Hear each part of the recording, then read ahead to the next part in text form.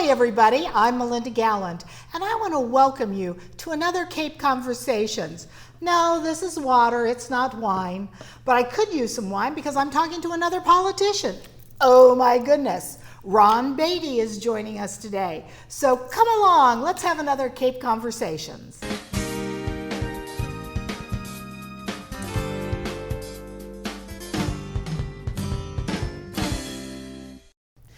Hi everybody, I am so excited, as I always am with my guests. I have a very interesting gentleman with me today, and I think you've probably heard his name in various areas around the Cape, about various things around the Cape. His name is Ron Beaty. Ron, thank you so much for coming today. Nice to meet you. Nice to meet you too. And we've never met formally. No. I think we've traded emails a couple of times. When I was I was a shopping center manager at Mashpee Commons, and then across the street. So I think way back when we've traded emails. Anyway, I am here. You're running for public office again. Yeah.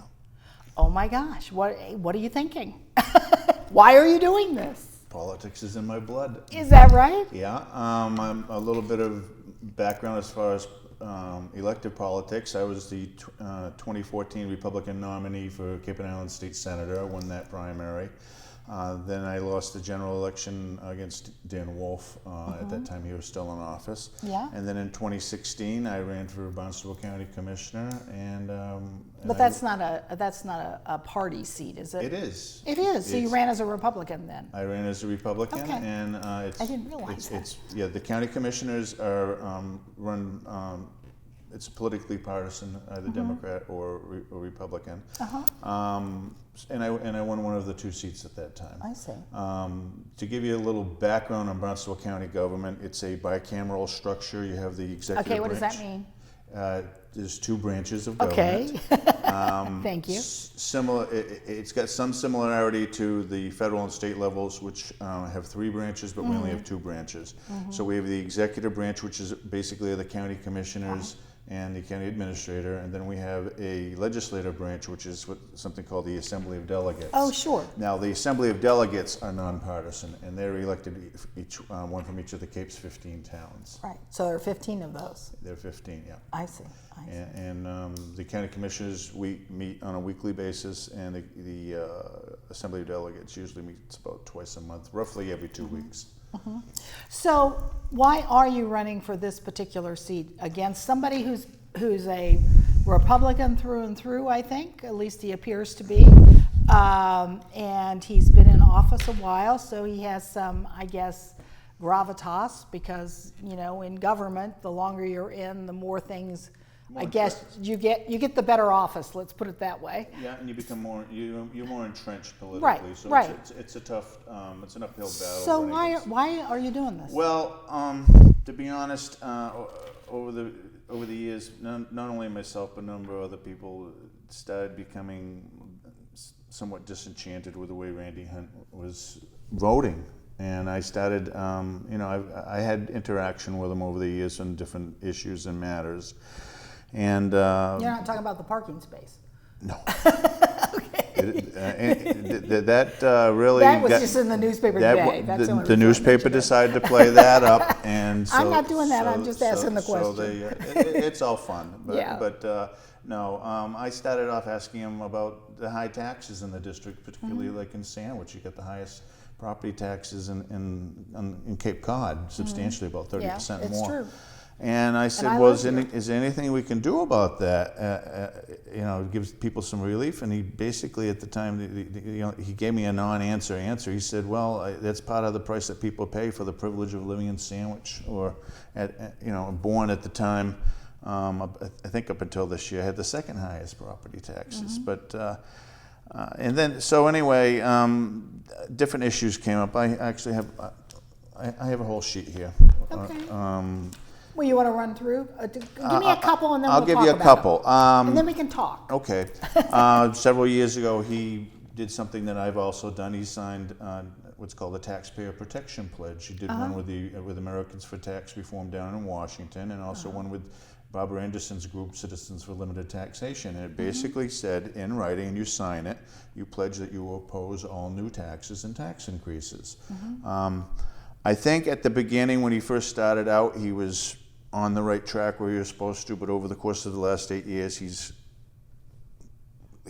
let up on basically Republican principles, including taxes. Just in the last year alone, he's voted in favor or supported a number of tax increases, including the new up to 12% tax on short-term home rentals, short-term rentals of private homes. He's sponsored a new surtax, or an increase in the surtax, the community preservation tax at the Registry of Deeds, because they want, so on and so forth.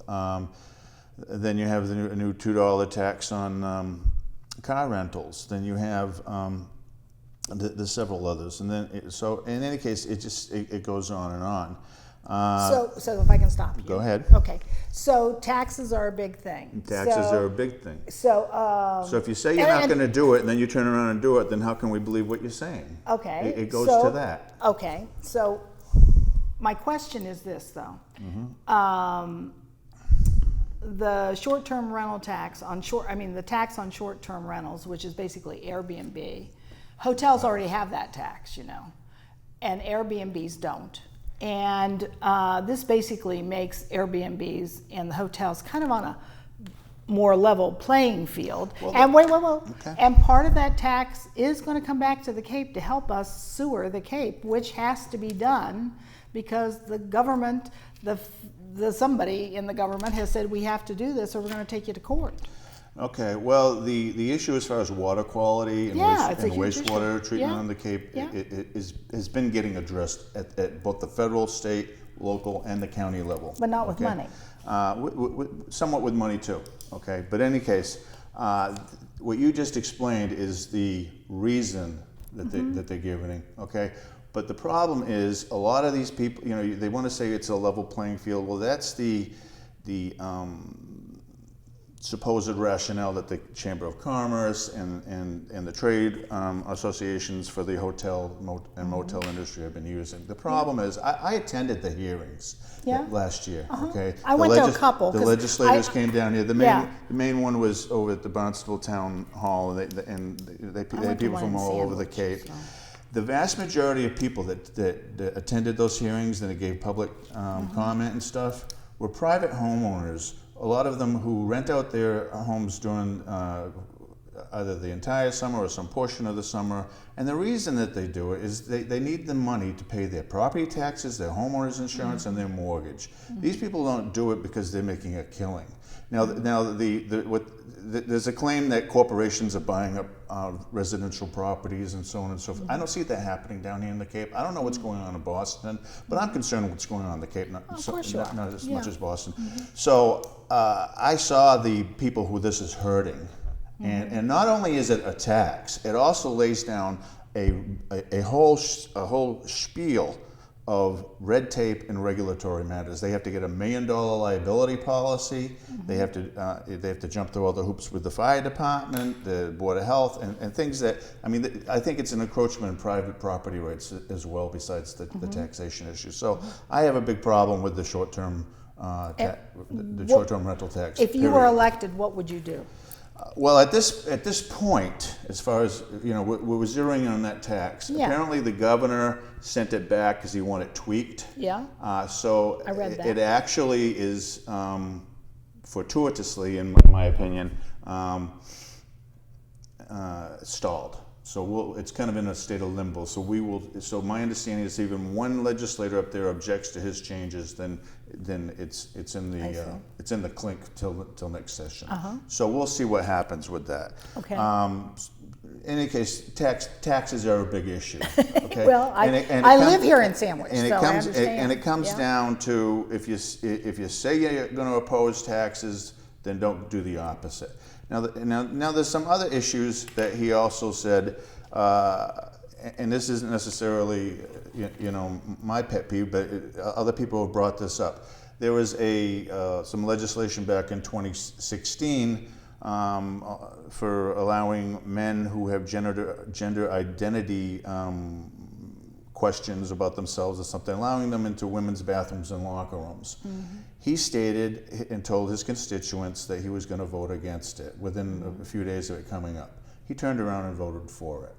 He just voted against. He just voted for conversion therapy. That's an entirely piece of different. I see. So what I'm saying is, once again, he said he was going to do one thing and then turns around and does another. Fine if you're for or against legislation, and you're making promises to constituents and supporters, but do what you say you're going to do. Don't do the opposite. And what if he said he was going to vote positive? Well, how would you have voted? I mean, I'm just asking because you brought up the question. Well, I would have to vote against it, of course. Okay. To be perfectly honest, of the two, as far as Republican candidates, I'm definitely the more conservative of the two. Okay. There's, fiscally, right Socially. down the road. So probably socially too. Yeah. Well, I mean, that's a social thing, right? That is a social thing. You believe apparently we're both pro-life though, because Mass Citizens, we both have the same rating. I just found that out the other day. So you do not believe in a woman's right to choose? I believe in the sanctity of life. Okay. But my specific position on the abortion issue is I'm opposed to abortion personally, other than except for in instances of rape, incest, or the mother's life is in danger. That's my personal. However, the law is the law. Roe versus Wade is what it is, and we all have to abide by what the law is. So right. That's from a personal belief, as opposed to what the law is. Okay, because you brought up you used the term sanctity of life. Yeah. Okay. I believe in a woman's right to choose, Okay. but I do believe in the sanctity of life as well. So if there are alternatives, we would choose alternatives. However, I do believe in a woman's right to choose. Okay. It's up to her. I don't But have that said, do you believe in the death penalty? Because that's sanctity of life, isn't it? Different ballgame, because then again you have eye for an eye, because Well, I don't know. It depends if you believe in that term in the Bible. If somebody commits a crime or an act that is so heinous, Yeah. like killing a police officer, Yeah. I believe that if circumstances warrant, then Right. then perhaps they should be suffer the death penalty. I see. Okay. Okay. Yeah. Now once again, I interrupted you, so I'm that's sorry. okay. I'm an People are interrupter. certainly allowed to have their own. Everybody has a right to their opinion and their Sure. position, and we can all talk like in a civil manner with each other, and we can, if worst case scenario, we can agree to disagree on an issue. Absolutely. So, Absolutely. That's the good thing. it is certainly a good thing. Okay, we have the Canal Bridge traffic problem. Yeah. During 8 years of his being in office, I believe it's only gotten worse. I haven't seen any proposals out of him. I myself have spoken with some people and did a little research, and I've come up, I've put at least a couple of proposals out there myself. I think we should reinstate passenger train service like we once had here. Sure. Now, some people will start saying, Well, well, transportation would love that, I think. some people say, well, we have to, jump through all these hoops. And, well, you know what? In the summertime, we already have the Amtrak train come down here, the Cape Flyer. So Yep. we're able to do that. And it's filled. I think I'm the kind of person who believes you have to set goals and then you figure out what has to be done to meet that goal. Sure. So I think that people can live here and work in Boston. It would be a big boom to us and help alleviate some of the traffic. So that's only one part of the puzzle. The other part of the puzzle, the Bourne and Sagamore bridges, which I believe both of them are in the district or fairly close to it. Well, definitely the Sagamore bridges. Definitely the Sagamore. And that's the one that impacts where I live. Okay. I believe since it's always been under, both the canal and the bridges are under federal control, particularly the Army Corps of Engineers, even when they were built back in the 30s. So no matter what gets done, it's going to be the feds that do it. It's going to be the feds that fund it. It's going to be the federal government that does anything with those bridges. Except up to the bridges is all owned by the state of Massachusetts. Okay. So everything coming on, everything coming on the Cape, everything going from the bridge on further down on the Cape. So that's that's the infrastructure that needs to be redone. Obviously, they're going to collaborate. So anyway, an idea that I started floating out there is that the bridges, and again, this would take, a lot of planning and whatnot, but you let the experts work out the nuts and bolts of it. The bridges, you could use the existing footprint of where they're at and retrofit the bridges so that they're more like the Tobin Bridge that goes over the Mystic River, that you have like a double level bridge. One level goes completely off one way, and then the other is coming onto the Cape. Now, so that would be the goal. Now, exactly what they have to do as far as, mitigating the roads so that it can meet that design. Let the experts do what they got to do. Could you do that with the bridges as they are, because they were built in 1938? But that's why I said retrofitting and of course there's construction involved. But I don't believe we need a third bridge. We don't need a toll bridge. I think you're just mucking up the problem, What about two new bridges next to the other bridges, and then eventually those bridges disappear? No. The existing bridges and the existing footprint where they're at, okay, I use the term retrofitting. I know. Basically, you're going to be constructing a new bridge in place. And so you have to do what you have to do that. Now, well, there's I lost something my going. train of thought. I'm sorry, but there's something going on. Just sticking with the bridges, there's something going on right now. It's called the big fix for the bridges, and it's people from every place from the Chamber of Commerce to towns in the Upper Cape, local chambers of commerce, and the State House working together to get the bridges redone. And it probably wouldn't happen. I mean, the construction part wouldn't even start for 5 years, and then it would take 5 years to do. That the bridges would, and I'm serious, this is actually I've seen the plans of it. There'd be, or sketches of plans, there'd be a bridge built that would fit today's cars. That's one of the biggest problems. It's just too narrow. The lanes is narrow. Very narrow. Now, I haven't heard the theory of putting on and off. I don't think that sounds like a bad idea. I just think you'd have to have a new bridge to do it, because these bridges are so bad. In the end, it would be an entirely rebuilt bridge. It'd have to be, because that's why they're doing construction on them once a year and sometimes twice a year. Well, they're maintaining them, and they've just been doing barely.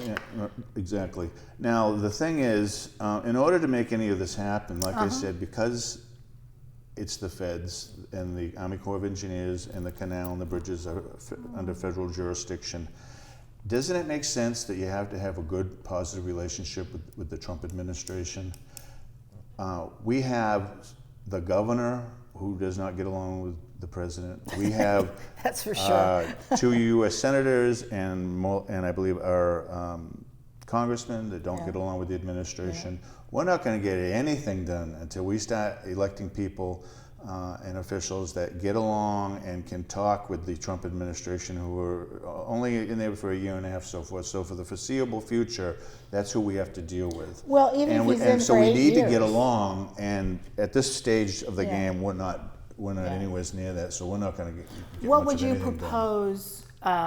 How should they get along with the Trump administration? I mean, I'm going to be honest with you. This is Massachusetts. It's the bubble state. We all know that. I mean, we've got a governor that I personally, who is Republican, I actually voted for him. To some people, he's not. I know. I understand that. I voted for him because he wasn't too far either direction. He isn't left, he isn't right. He's, to me, kind of down the middle of the road, and that's what I kind of like. So what do you mean by getting along? I mean, what should they do? Well, I see him not in the middle of the road. I see him way over here on the Liberal Democrat side.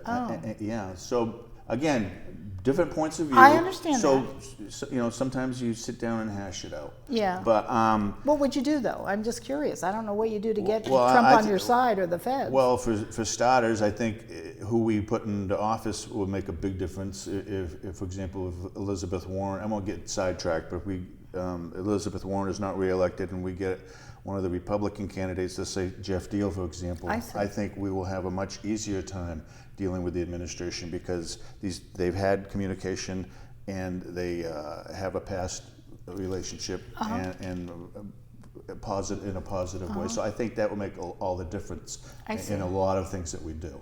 On a state level, how would you do that, though?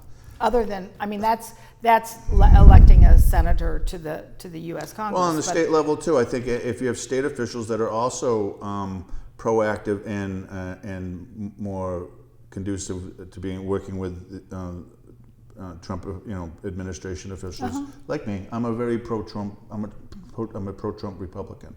I don't believe Randy Hunt has been, based upon his statements that I've seen in the newspaper, questioning the integrity of the president and whatnot. Doesn't help. I probably am the most pro-Trump candidate and current elected official in the Cape, at least since I've been in office. And you have been backed by the Bourne GOP. I've been backed by the Massachusetts Republican Assembly, which is a very pro-Trump and conservative wing of the Republican Party here. I have been endorsed also by the Bourne Republican Town Committee. How about Sandwich Town? No, yes? No, Sandwich went with, and understandably so, they went with Randy Hunt. And because he lives here. Well, he's hit, and Jeff Perry, who used to have this seat, is very much involved with that committee and is very strongly attached with Randy Hunt. So I completely understand that. Sure. I will say the people who run the Sandwich Town Committee are very civil. I would hope so. In general they treat me decently, and I get along with them. Of course, fellow Republicans. Yeah. So I'll give them credit for that. I see. Okay, so let me get back on track here. Okay. Well, no, it's the idea behind Cape Conversations is it's a conversation. It's a conversation, Yeah. and we talk about stuff. And my audience loves me talking about stuff. So You live in West Barnstable. I live in West Barnstable, Which is part of the district. This is a weird district, though, isn't it? This is a very strange district. Because you go across the bridge to the Fifth Barnstable Ponds. district. Yeah, you have the entire town of Sandwich. Right. You have two precincts in Barnstable, precinct 11, which is basically West Barnstable, Right. and precinct 12, which is Wendy Northcross lives in West Barnstable. Yes, she does. Yeah. I know Wendy. Yeah. Oh, you do? Okay. And precinct 12 is Marston's Mills and a little bit of Centerville. Yeah. And then you have three precincts in Bourne and one precinct, I believe, precinct 9 in Plymouth. So, Right, which is the Ponds, they call it, I think, or something like that. I've been So up in how the do area. you talk to the people in Sandwich, which is the largest part of it, but you also got to talk to people in West Barnstable and Marston's Mills who have totally different problems than those people in Sandwich, and different problems than the people in the Ponds. Not necessarily all that different. A lot of people are concerned about this. Everybody in our district is concerned about the bridge traffic. Yeah. Like we just gone Yeah, through that yeah, because yeah. that impacts all of us. It would surely impact Plymouth. Sandwich. I do know that this district, when Randy Hunt first came in, it included Mashpee, but Mashpee went over the Dave Vieira since then, and then I believe they picked up Plymouth. And even, but getting back to the way it's cut up, if you go down, Bourne, MacArthur Boulevard, all this side of MacArthur Boulevard is in the district, and then on the other side there's this one little sliver of Monument Beach on Clay Pond Road, How crazy. which is in it. So and then even when you get up over the other side of the bridge, up by Head of the Bay Road is part of it, but then when you get on Main Street closer to the canal, it's not included in it. So it's very odd. I almost want to say gerrymandered, but it's just, it's odd. I understand they got to keep the population within like 44,000 or so, Right, but you'd think that it'd be more contiguous the way they have it. Right. But as far as problems, I find that a lot of the problems are similar for most people. The concerns are similar. Especially on the local basis. I want to circle back around to this, if I You can, sure. Absolutely. Some of the other things that the way he's voted, there was a budget amendment a couple months ago when they were hammering out the 2019 state budget. Republican Representative Jim Lyons put forth a budget amendment proposal to allow our local law enforcement officers to assist federal authorities to apprehend and arrest and detain criminal illegal aliens. Randy voted against it. You're not talking from outer space. You're talking about those from south of the border. Illegal immigrants. Okay. When you say aliens, that's what I always think of. Well, little that's- green men. Well, that's that's a nice way for people who want to try to refute it, but that the federal government, the green card, it's Yeah. called an alien registration card. So these Yeah. this is terminology that the federal government itself uses. So, Okay. so I'm not saying you picked it up. No, I'm I just know. saying, But just so people understand why Yeah. where the terminology comes from. Sure. That's the official lingo that Yeah. that the feds use. So he going by what voted. they use. He voted. Against it. Against Never it. did quite find out what the rationale was, but Okay. you know. And what would you do if you'd have been in the Oh, I same? certainly would have. I'm very much for strong, and I believe we need to enforce our current immigration laws. We, without borders, we're not really a country, and it really impacts national security, so on and so forth. Okay, so we have we have laws and regulations for people to In do place. things, and that's what they need to do. Right. And we need to, we can't just be. Letting people coming over the border and jumping in line. My wife is a legal immigrant. She's a naturalized U.S. citizen.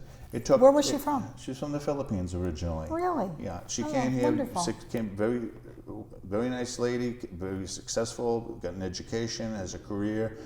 But she had to jump through the hoops. So somebody come here illegally thinking that they can just jump ahead in the line, it really isn't fair to the people who come here legally. Sure, Yes, sure. it can be time consuming. Yes, it's a lot of work. But Yep. you know what? That is what it is. There's a gentleman here who's from Scotland. Okay. Grew up. He's not Iranian, but he grew up in Iran because his father was in the diplomatic corps. Okay.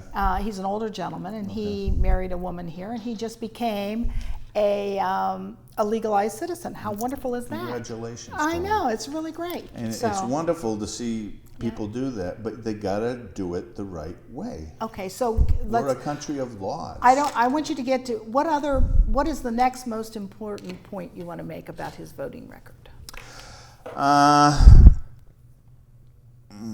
Finding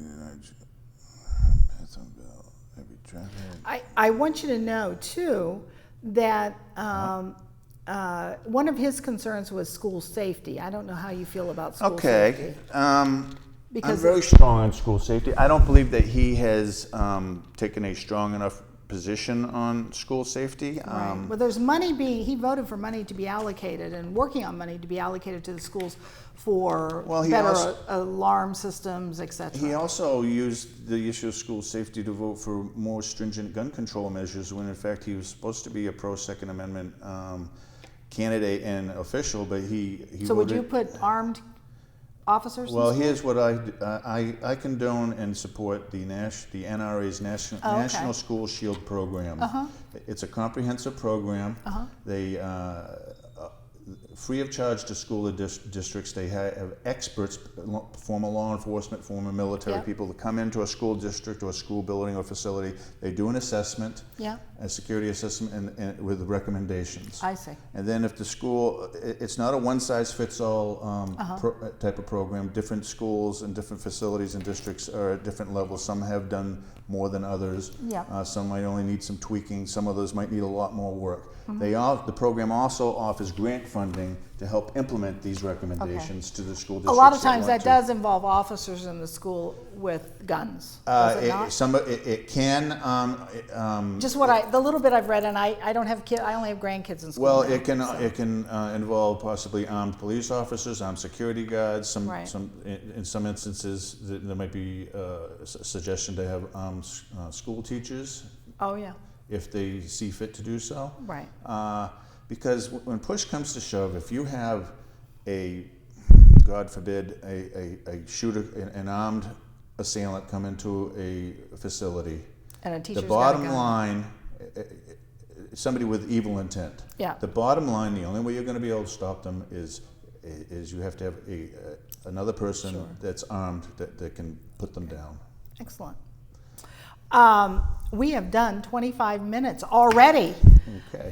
There are other questions I would have loved to have asked you, and I can't. But as I said to all the candidates, I wish you the best on everything. All right. Can I give a little bit of my background? Absolutely. Okay. I am a current elected Barnstable County Commissioner. Right, I'm that's a what you know native-born about. Cape Codder with over 20 years of experience as Great. real estate manager. Yeah? I hold 2 master's degrees. One Wow. a Master of Science in Administrative Studies from Boston College, and then a Master of Education in Educational Technology from Lesley University. In the Wonderful. past, I have also taught at Cape Cod Community College computer courses. I was adjunct faculty 20 some odd years ago. I am a longtime regional community activist on a range of issues from county government to the Cape Cod Commission, water quality issues. I'm a big-time open meeting law advocate, probably one of the most intense open meeting law advocates in the state. Well, there's been controversy here and there, Ron. Now, come on. Yes. So I know you didn't like the former president, so. well, we can get in that. No, we don't need to. Invite me back after the election. All righty, all right, we will do that for sure. So anyway, and if anybody wants to get in touch with me, my email is ronbeaty, ronbeaty@gmail.com. Excellent, and we will make sure we put that on the bottom underneath your name. Or my phone number is 774-251-7268. Excellent. Thank you. Hey, thank you for coming Thank you on very Cape much. Conversations. Appreciate it. Thank you for having me.